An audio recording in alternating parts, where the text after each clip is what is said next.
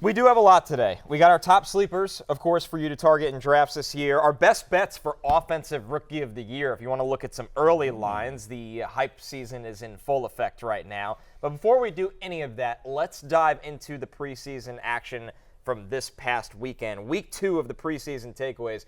Matthew, and we start with the Kansas City Chiefs, which everybody has their eyes on this wide receiver room. And the one big noteworthy takeaway from Week 2 is Xavier Worthy plays 15 of 18 snaps with Patrick Mahomes. There's a lot of questions about this room, but it feels like the first rounder, no matter what, is going to be heavily involved. It seems like it. Certainly, look, no Marquise Brown. Like I'll douse a little bit of cold water on here because we're about ready to really hype him up. The little bit of cold water here is that there was no Hollywood Brown here.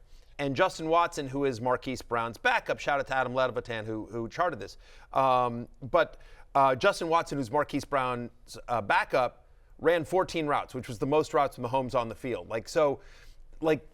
The assumption here is that when Hollywood Brown is healthy, he's going to be, him and Rashee Rice are going to be the top 2 receivers in terms of routes runs. Having said that, shout out to my guy Dwayne McFarland at FantasyLife.com, right? Xavier Worthy, 25% target share. He led the team with a 68% air yard share. His 89% route participation, slightly inflated, obviously, as I mentioned, with no Hollywood Brown there. But seriously, you think about this. You think about, how last year in the preseason we're talking about, Tank Dell is going to be a thing. Xavier Worthy is going to be a thing, guys. Xavier Worthy is going to be a thing. The challenge here is only just because they have so many weapons. With a healthy Hollywood Brown, with Rashee Rice on the field, and obviously Travis Kelce, we expect a big workload for Isaiah Pacheco as well. So will Xavier Worthy get enough looks to be a consistent fantasy force? And I don't know. But I will say, I had the guys, shout out to producer Damien and our researcher Big Show.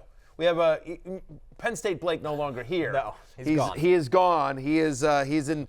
We love Penn State Blake, but he went to the. You say he's in a better place. He's a higher place. Is Blake in heaven? Yeah, Blake's in heaven. Nothing happened to Blake. He's alive. No, Blake is alive. Penn State Blake is in a better place for him because Penn State Blake is a degenerate gambler, and Penn State Blake is working for a betting company. Sure. So anyway, got a job on the trading desk of a betting company. So he is actually in a better place specifically for Penn State Blake. But anyway, Big Show, our new researcher, we love Big Show. Anyway, they looked this up for me. Last year, Rashee Rice, wide receiver 28 in points per game. So I said, Andy Reid rookies, because I feel like you don't really hear, other than Rashee Rice last year, Andy Reid rookies, because it's a complicated offense, but honestly, actually, Tyreek Hill, his rookie year, 61 for almost 600 yards, 6 touchdowns, had 267 rushing yards and 3 touchdowns. Remember, he had those crazy returns. 9 total touchdowns. Yeah. He was wide receiver 21 in points per game. Again, he had some return touchdowns that inflated that. But still, Deshaun Jackson, by the way, back in the day, back in 2008, 62 for 912 yards, only had 2 touchdowns. But my point is there is a path for Xavier Worthy, even assuming full health for Marquise Brown, which he can never do.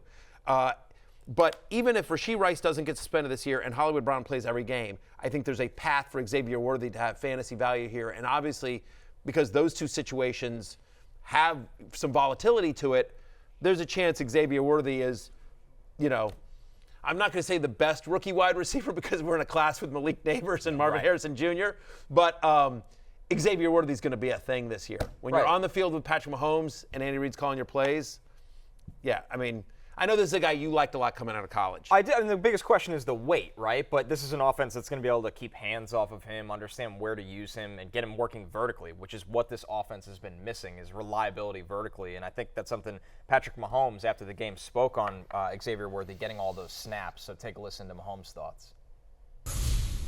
Obviously, you saw that we were kind of majoring in that early, trying to get him some routes where he can go out there and win, and then getting Rashee involved a little bit. You got to find that right balance because you want to not put him in too much harm's way, but you want him to go out there and get some confidence going. It was good to see Carson hit him on that route, and that route wasn't necessarily called for Xavier. It was just kind of an alert, and versus that coverage, and it worked out perfectly.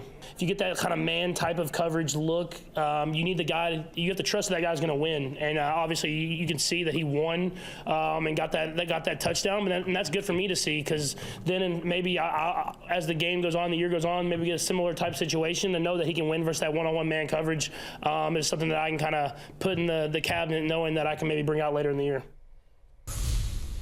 So I think with Worthy, there's a couple things. One, I think you do need to cap the excitement a little bit, just because if you were stacking the Chiefs' receiving options, he would still be, when they're all healthy and out there, he'd still be number 4. Right. Like still Kelsey, Rashee Rice, and Marquise Brown ahead of Xavier Worthy. For whatever it's worthy, though, I've seen Worthy go ahead of Brown in drafts. I think it's a. I think they're close to each other. They're close to each other, but.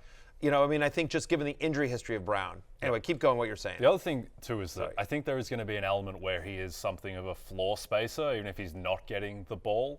It'd be like J.J. Redick on the Clippers, spacing the floor, and Chris Paul and Blake Griffin will still be Rashee Rice and Travis Kelce. But the other thing is that with Mahomes, this is going to be the first time Mahomes has been able to chuck deep, really in 4 years, because even the last year of Tyreek, that was the year where it transitioned to they really took away the defenses just took away the deep ball to Tyreek. Right. I think Mahomes is just going to have so much joy, particularly after last year and Justin Watson and MVS and all the drops and everything. So I think Mahomes is going to have a monster season off of this, but I don't know, with Xavier Worthy, he's going well ahead of Brian Thomas Jr., who has a chance to be a number 1 wide receiver on his team. That's what's really interesting, right? Is how do you break down? It feels like because of the offense, people are buying into Worthy. I'm with you a little bit. We do have to throw some cold water on this at some point. I would not want to go into the season counting on Xavier Worthy, right? I would want, hey, these are 2, 3, however many you play. Here's a handful of wide receivers that I feel really good about, that if I have to start in any given week, these guys, I feel good about their production. But I love having Xavier Worthy as a flyer, as somebody that hey, if it pops, if Rashee Rice gets suspended, if Hollywood Brown gets injured again, as we've seen it multiple times in his career, or if just Xavier Worthy ends up having a Rashee Rice-like rookie season connecting with Mahomes, and over the second half of last year, Rashee Rice was great. So any of those things, I would love to have Worthy on my roster, because I think the upside is massive given his skill set and that offense. But I also think I would not want to count on him from day one of the season, just because they do have a lot of mouths to feed. Matthew, another deep threat that you have ranked higher is Tank Dell. Yeah. Now, what's interesting with Tank Dell this weekend is he's technically playing behind Nico Collins and Stephon Diggs. He didn't have any snaps in 12 personnel, 1 running back, 2 tight ends, 2 wide receivers on the field.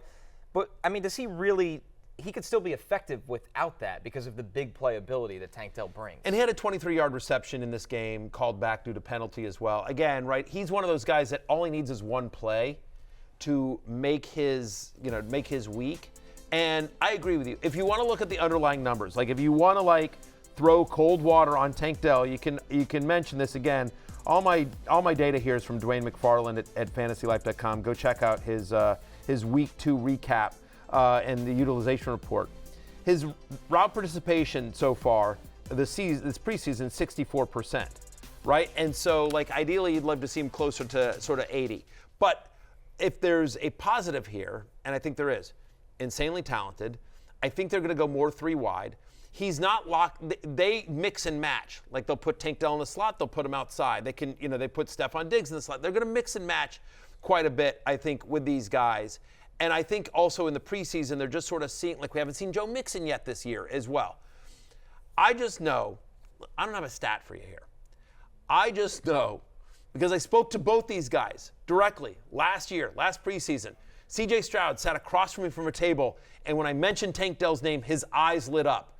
And when I talked to Tank Dell and I asked him about C.J. Stroud, his eyes lit up. And I just know there's a bond between those 2 guys. And you saw it play out last year on the field. And again, I mentioned this the other week. When C.J. Stroud was asked in an interview to name your best starting lineup in the NFL, give me your 3 best wide receivers, he chose Jamar Chase, Devontae Adams, and Tank Dell. He didn't take Stephon Diggs. He didn't say Nico Collins. He wasn't you go watch that clip with Micah Parsons from Bleacher Report, and he was being dead serious. And so I'm just... Again, I don't have a stat for you, but if for some reason Tank Dell's not getting the ball, C.J. Stroud will fix that over the course of the season. And again, he's going after Nico Collins and Stephon Diggs in the drafts. I've gotten a lot of Tank Dell this season in drafts so far just because he keeps falling, because I do think people are worried coming back from the injury and obviously the addition of Diggs. But Diggs was bad over the second half of last year. Yeah, I get that. At the same time, Tank Dell right now on Yahoo is going ahead of T. Higgins, Malik Neighbors, Zay Flowers. I'd probably rather those 3 guys over Tank Dell just because of stability of situation and knowing that they're going to be a top 2 wide receiver on the team. I definitely would prefer Neighbors and who is it? Higgins and Zay Flowers. Yeah. I would take Tank Dell over Zay Flowers. Yeah, I would Okay. too. I mean, just again, I think they're going to be run heavy, especially with Derrick Henry. A lot of Zay Flowers' production last year came with Mark Andrews on the shelf. 44 screens, I want to say. Yeah, Something I mean, like that. Which they'll be there. It'll be there. And Zay Flowers is really, really good. I think I'd rather Tank Dell than Zay Flowers as well. It's close with Higgins. I do have a soft spot in my Tank Dell's my guy. Yeah, he's your guy. But I definitely, not close. Malik Neighbors over Tank Dell. Yep. Not close. Okay, you have a chance to win $1 million in the NBC sweepstakes on Yahoo Fantasy. Just download the redesigned Yahoo Fantasy app or go to NBCSports.com/fantasymillion for additional details. What are you waiting for? Hey, it's Matthew Berry from NBCSports.com and RotoWorld.com, and I want to thank you so much for watching whatever it is you just watched, or if nothing else, being too lazy to click out of the autoplay after this video started, after whatever it is you actually wanted to watch finished. But now that you're here, I'd like to take a moment here to ask you respectfully now, okay? I'm asking you respectfully to subscribe to the NFL on NBC YouTube channel.